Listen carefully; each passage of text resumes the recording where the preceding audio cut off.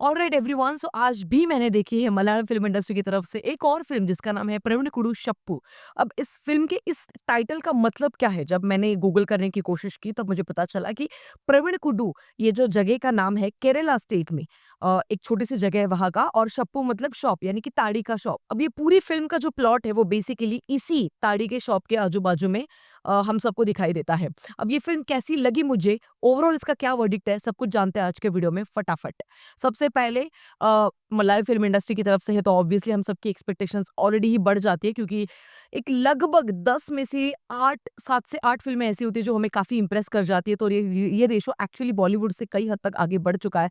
तो उसी के चलते जब मैं इस फ़िल्म को देखने के लिए बैठी, और क्योंकि मुझे पता चला कि इसमें बेसिल जोसेफ है और भी बहुत ही अमेजिंग एक्टर्स हैं, तो मेरी उम्मीदें और भी ज़्यादा बढ़ती चली गई।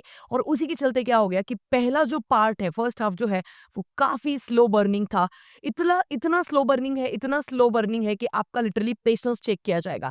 अगर आप फर्स्ट हाफ आने तक अगर आप थोड़ा बहुत भी पेशेंस संभाल के रखोगे तो ये फ़िल्म सेकंड हाफ में आपको बहुत ज़्यादा इम्प्रेस करती है। ओवरऑल इस सबसे पहले कास्टिंग के बारे में अगर मैं बात करूँ तो बेसिल जोसेफ इस फ़िल्म में है। एक पुलिस ऑफिसर की भूमिका में वो हमें नज़र आते हैं। एक जगह पे उनका ट्रांसफ़र हो चुका है और उसी जगह पे एक बहुत बड़ा कांड हो गया है। वो कांड एग्ज़ैक्टली क्या है, आगे बताऊँगी मैं आपको। उनके बाद इस फ़िल्म में है सोबिन शाहिर, और सोबिन शाहिर ने जिस तरीके से इस कैरेक्टर को पकड़ा है, मतलब भाई साहब मज़ा आ गया। वो चलने का स्टाइल, वो एक पैर का कुछ प्रॉब्लम है उनका, उस कैरेक्टर को आप अब इस फ़िल्म के बाद भी अपने दिमाग में याद रखोगे। इतना बेहतरीन तरीके से उन्होंने वो पोर्ट्रे किया है।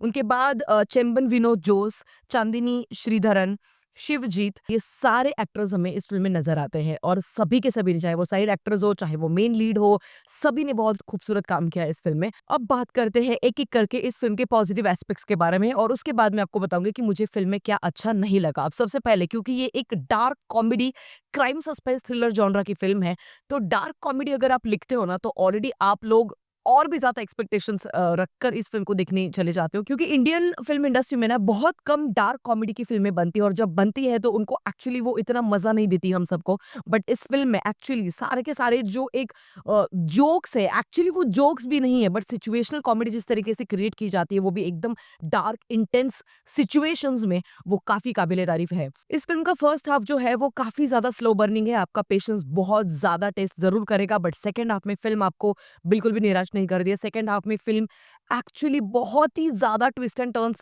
आप सभी के सामने रखते चली जाती है, और उसकी वजह से आप लिटरली हर किसी पे डाउट करने लग जाते हो। आप इतना ज़्यादा कन्फ्यूज़ हो जाते हो, एंड आई थिंक यही है सक्सेस मेकर्स का, कि आपको पता ही ना चले कि एक्चुअल जो खून वो कौन है। इस फ़िल्म में सबसे बढ़िया काम मुझे अगर किसी चीज़ का लगा है तो भाई साहब वो है ताड़ी शॉप का ओनर। आहाहा! मतलब बहुत ही कम टाइम पीरियड एक्चुअली उसको मिला, बट वो जो एक खौफ है जो एक्चुअली फ़ील होना चाहिए स्क्रीन के दूसरी तरफ बैठने वाले सभी हमारे ऑडियंस को, तो वो लिटरली महसूस होता है।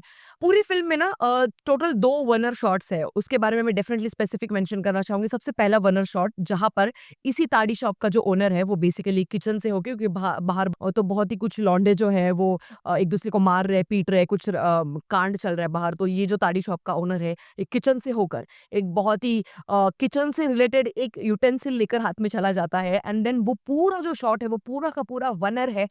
किचन के यहाँ से शुरू होने वाला ये शॉट उस ताड़ी शॉप के पीछे से होते हुए जब एक दीवार की तरफ बढ़ने लग जाता है, तभी आपको समझ में आता है कि अब तो कुछ बहुत ही फाड़ू होने वाला है, एंड एक्चुअली वो होता भी है। जिस तरीके से वो पूरा एक्शन सीक्वेंस कोरियोग्राफ किया गया है, लाजवाब है। आपको लिटरली लगेगा कि भाई साहब येस, यू नो व्हाट, मैंने सही डिसीजन लिया, इस फ़िल्म को मैंने ऑन किया और देखना चाहा। ट्रस्ट मी, मेरा दिल ऑलरेडी फ़िल्म वहीं पे जीत गई थी। जिस तरीके से वो सारे के सारे 8-9 लोग उसके एक राक्षस के ऊपर जो मतलब कूद-कूद के उसको मार रहे हैं, और वो भी क्यों एक राक्षस जैसा दिखाया गया है, वो वहाँ पे डेफिनिटली जस्टिफाई होता है। ये सारी चीज़ें आपको बहुत ही ज़्यादा इम्प्रेस करेगी। तो ऑब्वियसली मैं कोई स्पॉइलर नहीं देना चाहती हूँ, इसलिए अब जो मैं सेकंड वाला शॉट आपको बताने जा रही हूँ, एक नॉर्मल एग्ज़ाम्पल के तौर पर मैं आपको समझाने की कोशिश करूँगी। एक स्कूल वैन है और एक स्कूटी पर बैठा हुआ इंसान है, दोनों में चेस सीक्वेंस हो रहा है। तो जिस तरीके से कैमरा वर्क किया है ना भाई साहब, आहाहा! दिल जीत लिया। मतलब यार वो पूरी चेज़ सीक्वेंस में ना आप हँस भी रहे हो, आपको थोड़ा डर भी लग रहा है, थोड़ा खौफ भी लग रहा है, और आपको दया भी आ रही है उस स्कूटी पर बैठे हुए इंसान के ऊपर।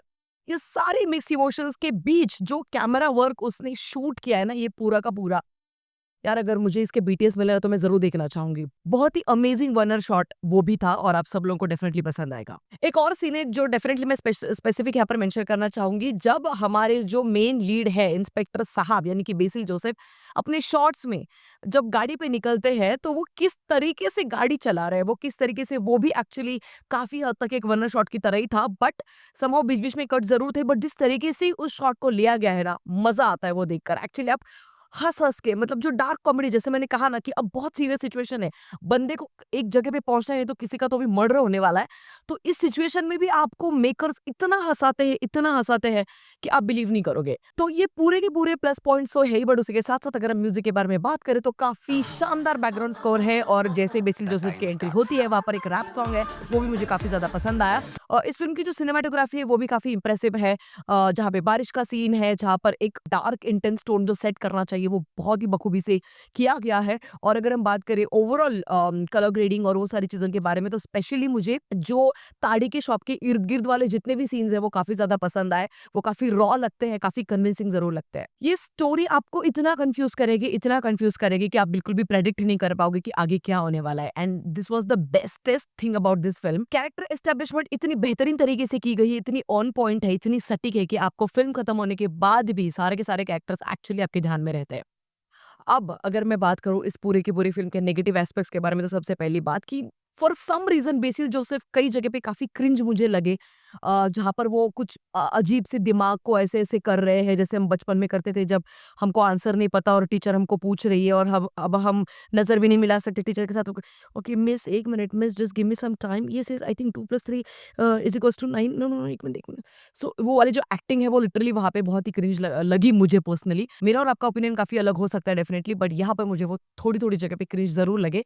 दूसरी चीज़ जैसे मैंने कहा कि पेशेंस लेवल ये ज़रूर आपका फ़िल्म चेक करती है, बट उसके बाद आपको ये सारे तोहफ़े में जो स्क्रीन पे दिया जाता है बहुत ही टाइट स्क्रीन पे, वो बहुत बेहतरीन था। ओवरऑल मेरी तरफ से इस फ़िल्म को 3.5 stars out of 5। BECIL Joseph की ये बहुत ही बेस्ट फ़िल्म है, ऐसा तो डेफिनिटली नहीं कह सकते क्योंकि इसके पहले उन्होंने काफ़ी अमेजिंग मास्टरपीसेस ज़रूर दिए हैं, बट ये डेफिनिटली मस्ट वॉच फ़िल्म ज़रूर है।